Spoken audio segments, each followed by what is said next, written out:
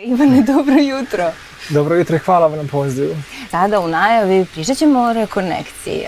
Šta zapravo to znači? Evo sad oni koji poznaju osnove engleskog jezika znači naravno da je to, ajde da tako slobodno prevedemo, jedno ponovno priključivanje, ponovno povezivanje. Ali šta je zapravo rekonekcija? Rekonekcija je ukratko jedna relativno nova energetska metoda koja je 1993. godine otkrivena od strane doktora Erika Perla, a koja je zatim u toku 2021. godine, u toku jula mjeseca, zvanično priznata od strane Ministarstva zdravlja u Crnoj Gori. To je zapravo interakcija sa informativnim i inteligentnim frekvencijskim opsegom koji utiče harmonično na tijelo i um. U nazivu rekonekcije zapravo postoje integrisana dva podnaziva, a to su rekonektivno isceljivanje koje se odnosi više na isceljivanje tijela i uma i lična rekonekcija kao drugi naziv koja se orijentiše više i koja koristi osobi da ona nadogradi, usmjeri i ubrza njene tjelesne i umne potencijale kao i da razumije njen životni tok.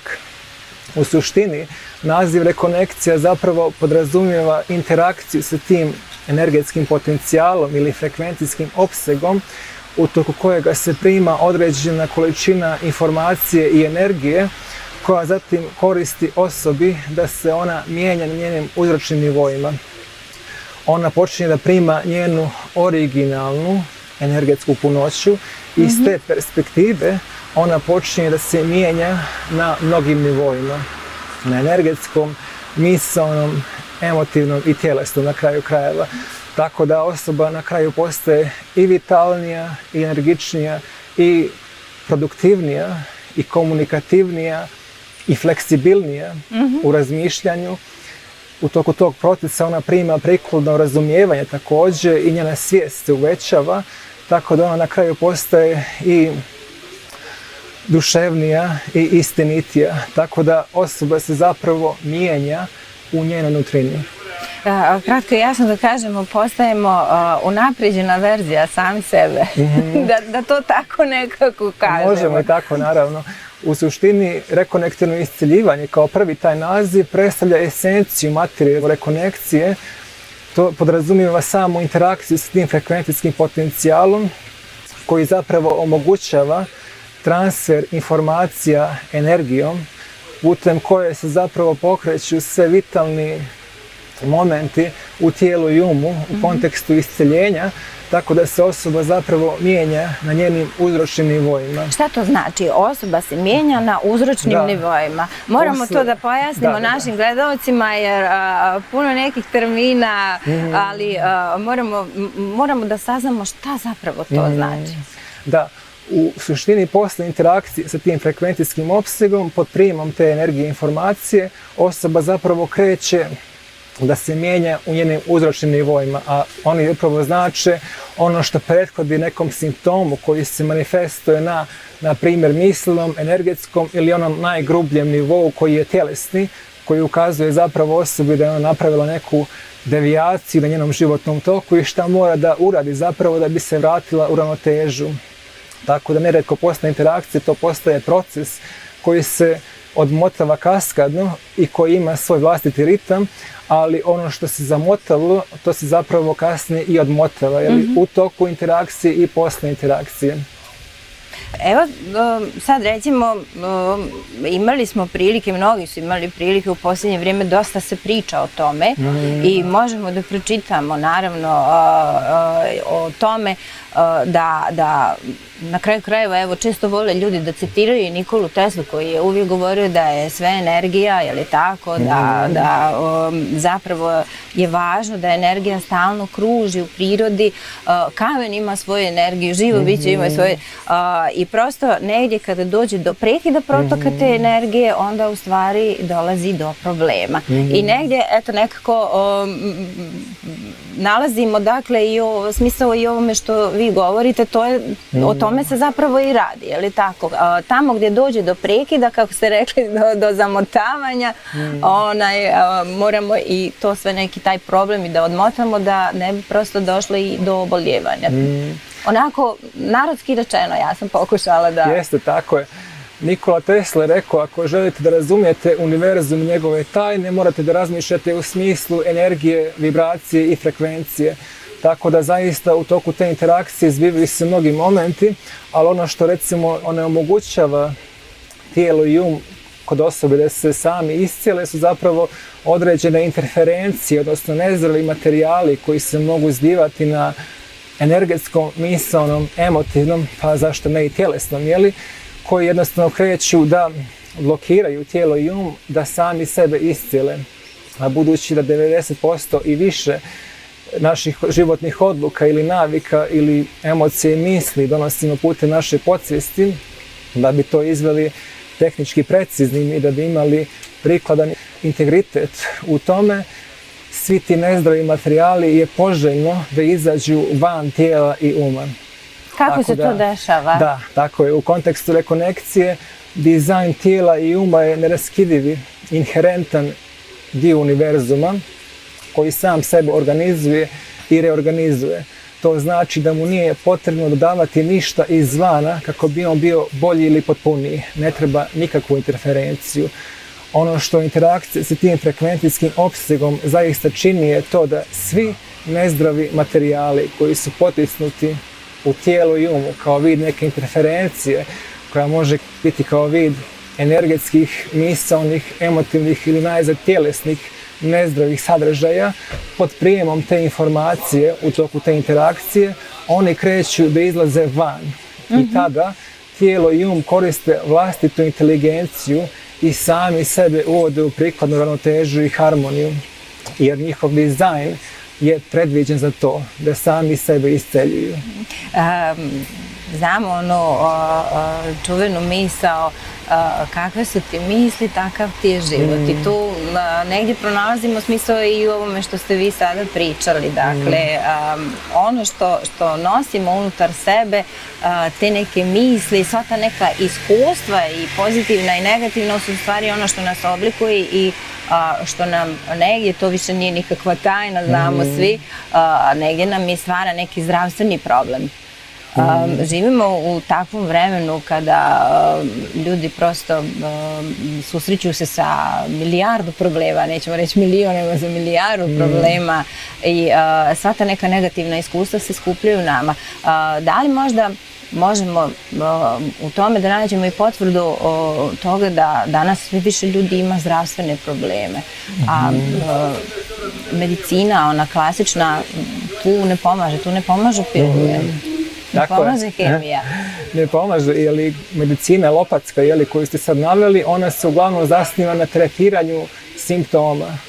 Tako da, kao što je recimo Marie Voltaire rekao, da umjetnost medicine se zapravo sastoji iz zabavljanja pacijenta, dok njegova priroda ne iscijeli njegovo tijelo i um, odnosno bolest. Tako da u tom kontekstu postoji neki uzročni nivoi koji prethode kasnijem simptomu, koji se uvijek reflektuju na tom tjelesnom nivou koji predstavlja posljednji korak, najočigledniji kod osobe, da je ukaže da je ona nešto napravila i da se treba mijenjati u tim uzročnim momentima. Tako da iz te perspektive mi nikada ne znamo šta se krije zapravo u ljudskim dubinama i šta to podsvjesno bira pojedina osoba. Kada se stres, na primjer, proizvodi u kontinuitetu, tijelo pamti te osjećaje, također pamti. Tako da sve što je potisnula u sebe osoba, to mora da izađe iz nje također.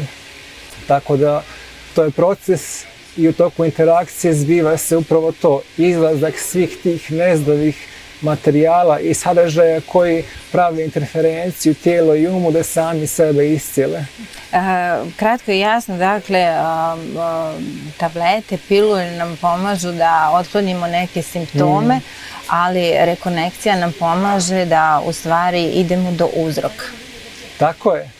Uzrok je ono što prethodi svemu. On se zbiva na najsuptilnijim zapravo energetskim dijelovima njegove ličnosti ili ličnosti osobe i kaskadno kasnije utiče na sve kasnije grublje nivoje, kao što su misaoni, emotivni i tjelesni. Tako da, naravno, medicina tretira te momente, ona tretira tijelo i jednostavno to može da predstavlja samo jedan kupovinu vremena koje treba tijelu da se ona samo iscijeli. Međutim, ako većina tih nezdravih materijala predstavlja integrisani dio ljudske podsvijesti, onda taj energetski, odnosno eterični nivo postaje vitalan jer on prethodi svim kasnijim grubljim nivoima. Misaonom, energetskom i tjelesnom. Tako da prvo se sve zbiva na tom energetskom nivou i onda kaskadno kreće da se manifestuje kao negativna misao, kao negativna emocija, na kraju fizički simptom koji se negdje na tijelu pojavio. Tako da on je veoma bitan, taj uzrok koji kasnije pretenduje da se razvije kao neki konkretan tjelesni simptom koji je vidljiv čovjeku iz njegove perspektive opažanja. Tako da ako osoba ne želi ili nema namjeru ili nema svijest i razumijevanja da se mijenja na tim uzročnim nivoima, onda isciljenje se ne može privesti kraju. Da kažem. Evo recimo sad kad pominjete to, pada mi na pamet ono što možda potpuno nesvjesni nekako smo detektovali zapravo koliko su povezana osjećanja, misli sa onda sad recimo i fizičkom reakcijom. O tome vi naravno sada pričate, ali evo na primjer kada smo tužni ili tako, onda se ovako ovdje ruka sama nesvjesno kreće. Kada smo u grču, kada smo ljuti, onda se ruka stišće i negdje to tu dođe kod želuca, jetre. I tu se negdje, kako kažu, stisnuo mi se želudac od straha. Znači to su sve neki fizički simptomi koji su povezani i sad već zvanična medicina itekako priznaje da ima veze sa sve to što mi osjećamo sa fizičkim problemima. Kako onda osvijestiti? Mnogi imaju problema da osvijeste te neke svoje emocije, ta svoja neka negativna iskustva, da onda dođu da sami sebe kažu pa čekaj, vrijeme je da se nešto uredi. Kako to uraditi? Kao što sam rekao, teško je to izvesti, jer ljudski um iz perspektive rekonekcije nije dizajniran da razumije kako će se nešto odmotavati u tom procesu isceljenja, jer on nije u mogućnosti da vidi gdje leže zapravo istinski uzroci nekog kasnije simptoma koji se reflektovao na tijelu. Kako će se nešto odmotavati u tom procesu zapravo odlučuje veza, kada je konkretno rekonekcija u vezi, sa inteligencijom univerzuma koja jednim dijelom kroz prijem informacije i energije uzrokuje to da svi ti nezdravi materijali izađu van i onda oni koriste osobi da ona može da primi mnogo više informacija u smislu i razumijevanja njenoga, da shvati gdje leže istinski uzroci. Tako da upravo ako osoba, na primjer, u pogledu te alopatske medicine, ako ona pokuša da odstrani fizički simptom, ako uradi operaciju, na primjer, i odstrani fizički simptom, on će nerijetko krenuti da se ponovo zbiva i da eskalira na nekim opet drugim dijelovima tijela, da bi ukazao osobi da je ona napravila zaista neku devijaciju na tom životnom toku i da bi je usmjerio ka istinskim simptomima. Oni su esencijalni i tako da rekonekcija se bavi upravo njima. Da li to sad evo znači negdje da postoji sad taj uzrok kojem treba prije svega posvetiti pažnju? Dakle, uvijek ima neku listu prioriteta, ali šta je to što je na vrhu te liste? Ja bih rekao da je to razumijevanje kod osobe, svijest, jer uglavnom sve se prelama preko njega. Jer razumijevanje nije razumijevanje i znanje nije znanje dok se ne pretoči u praksu. Tako da ono je esencijalno i što osoba ima više razumijevanja, svijesti i intelekta u tom kontekstu, ona će da lakše to prebrodi taj fizički simptom, jer, na primjer, što mi imamo veću kompletniju fotografiju u nečemu, što imamo širu sliku i razumijevanje, tako se i stres u našim životima proporcionalno umanjuje, jer mi vidimo kompletniju fotografiju i samim tim stres se umanjuje. Tako da razumijevanje je esencijalno i ono koristi osobi da ona brže napreduje u tom procesu i upravo rekonekcija je sveobuhvatna metoda koja uključuje i tijelo i i koja koristi osobi da se osoba istinski mijenja u njenoj nutrini. To upravo znači da povećava i svoju svijest i razumijevanje i da postaje zrelija i da povećava njen intelekt, jer to su sve kvaliteti koje koriste da ona vidi iznad tih zavoja simptoma, odnosno tog materijalnog nivoa koji je uvijek najočigledniji, ali to je upravo onaj posljednji korak tijela koji govori osobi da je pri kraju nešto, da treba nešto pod hitno da mijenja.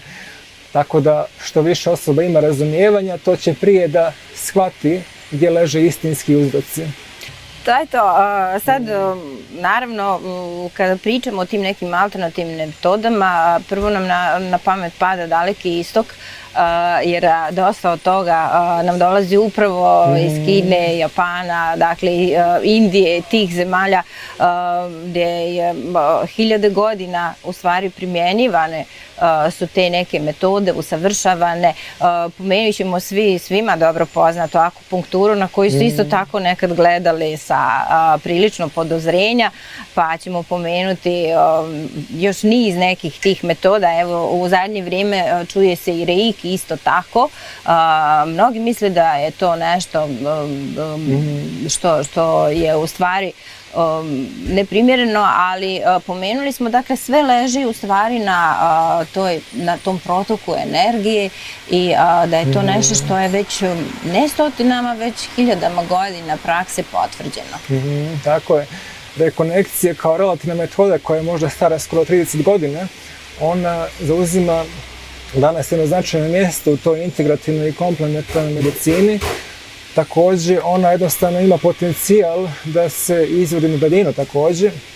Vi znate zasigurno da mi neprekidno... Odmah to kad se kaže na daljinu, odmah ljudi misle, ma to je nešto čiribu, čiriba, to ne valja. Da, ne može biti, jer rekonekcija od 1993. godine zapravo je od mnogih renomiranih naučnika, kao što su, na primjer, Konstantin Korotkov iz Sankt Petersburga, dr. Gary Schwartz iz Arizone, zatim dr. Hiroshi Motoyama iz Japana i mnogi drugi. Oni su zapravo renomirani naučnici koji su uveli rekonekciju kroz naučnu sferu i ukazali da rekonekcija zaista je efikasna metoda iscjeljivanja koja se orijentiše i na tijelo i na u njegovoj uzročnim momentima.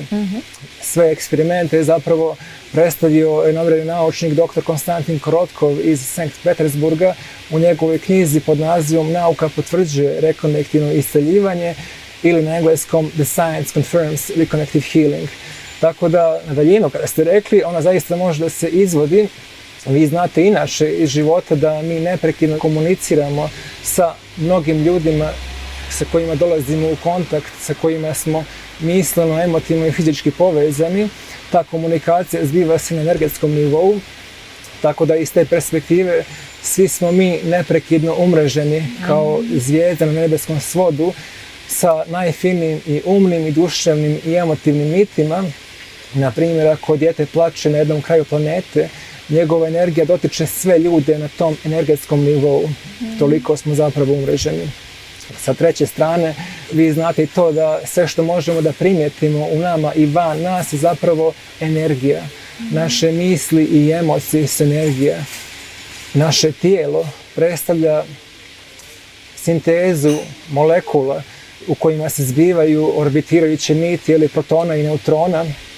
Tako da sve što možemo da primijetimo u tom kontekstu je energija i prema naučnim referencama naučnici su ukazali da ljudsko tijelo se zapravo sastoji od 7 kvadrilijardi atoma koji mogu da komuniciraju međusobno u tijelu i umu, iako su, na primjer, odvojeni hiljadama kilometara.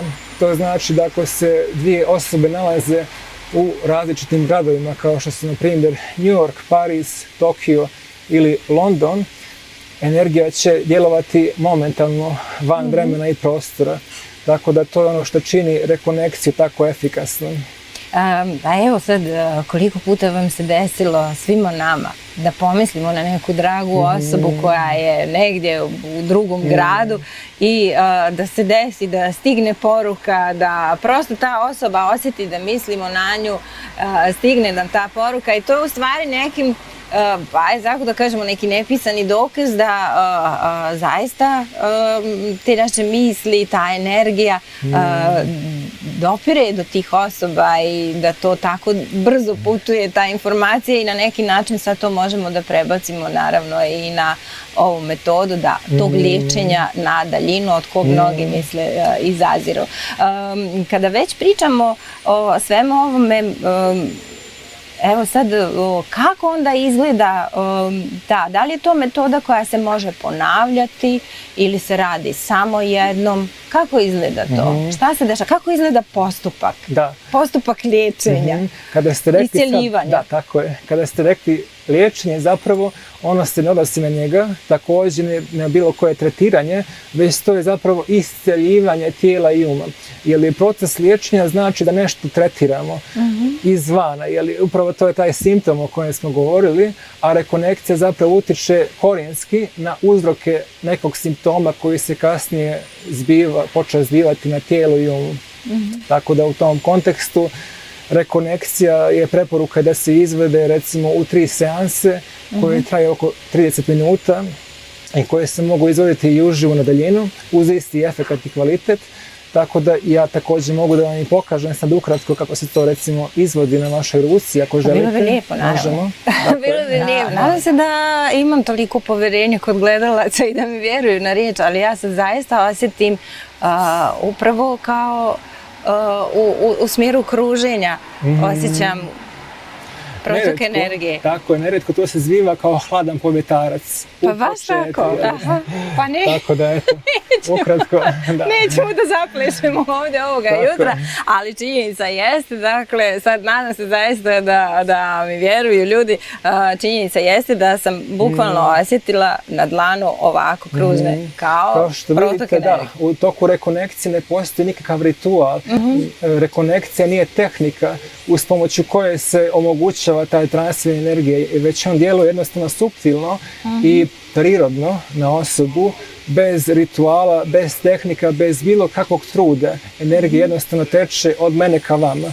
Tako da to je jedan proces koji se zbiva i u toku seanse i na daljinu su upravo isti efekti. Opet ja laički moram da pitam, ali prosto da li vi osjetite onda kada se to nešto dešava, gdje se detektuje problem u tijelu energetski, da li možete nekako kao skener da nas skenirate zapravo? Da, u suštini da, ja mogu da osjetim gdje se zbivaju određena kretanja energije kroz ljudsko tijelo, također gdje su neki energetski ti čvorovi, takozvani, ili blokade na tom eteričkom nivou, međutim to nije relevantno u suštini jer ovaj frekvencijski potencijal ima vlastitu inteligenciju i on putuje tamo gdje je najkorisniji u skladu sa intenzitetom nekog simptoma i uzrocima koji prethode njemu.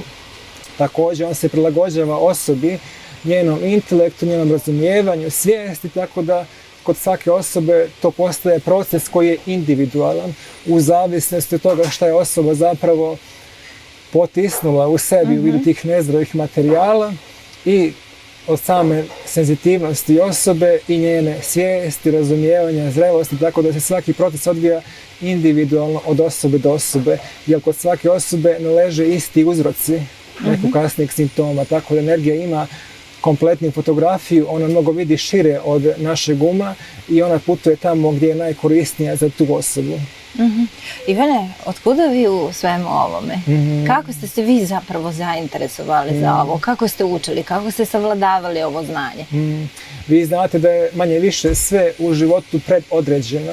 Tako ja isto kad sam imao mnogo manje godina, zainteresovao sam se za rekonekciju konkretno jer sam vidio potencijal u njoj da je to jedna metoda koja ne zahtijeva nikakve rituale ili kompleksne tehnike koje omogućavaju transfer te inteligencije i energije koja zapravo koristi osobi na tim uzročnim nivoima.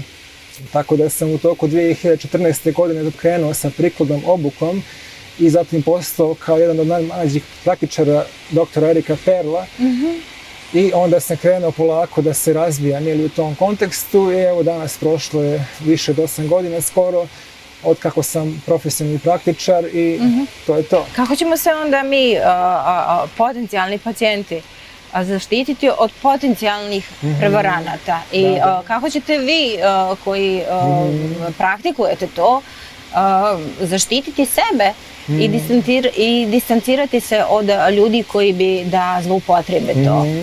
Na zvaničnom sajtu Rekonekcije postoji registar praktičara koji ukazuje na to koji praktičari trenutno imaju validan sertifikat i koji su priznati od strane kancelarije Rekonekcije u Sjedinjenim Američkim Državama, tako da oni mogu da provere osobe, mogu da provere ko je zapravo validan i koji je sertifikovan praktičar koji može da izvodi to u najvećem integritetu i punoći kada je Rekonekcija u vezi. Znači, postoji sajt na kome se može provjeriti ko je zapravo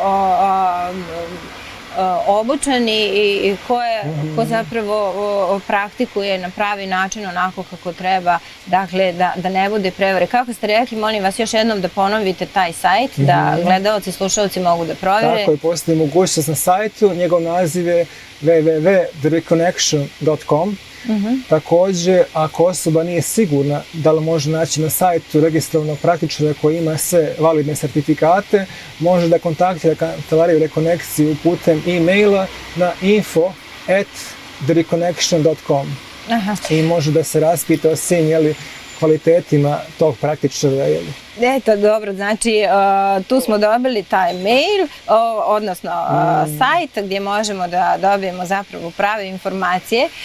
Dosta ste nama informacije dali ovoga jutra, ja se nadam zaista da smo zainteresovali mnoge, da smo inspirisali mnoge da se osvrnu, da se malo preispitaju, da malo istraže u sebi možda koji bi mogli biti uzroci nekih zdravstvenih problema, kako ste sami rekli, uzroci postoje u nekim prethodnim možda stresnim iskustvima. Sve u svemu, Ivane, hvala vam velika. Hvala vama na pozivu. Pričat ćemo, naravno, bit će još prilike da pričamo o tome. Dakle, ja vjerujem da ste zaista dosta saznali o ovoj metodi, a mi ćemo sad malo da predahnemo. Mislim da ide reklamni blok i malo muzike, pa ćemo onda nastaviti sa našim Novskim jutrom. Hvala vam još jednom. Hvala i vama.